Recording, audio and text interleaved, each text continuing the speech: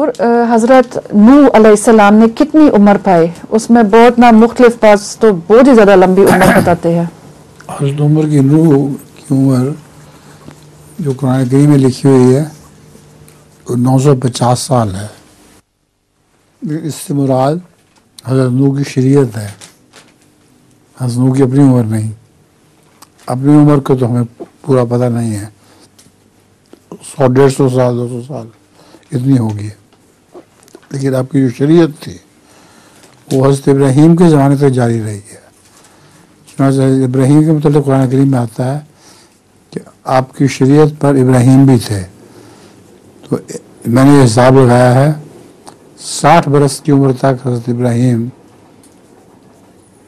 کی اپنی شریعت کوئی نہیں تھی،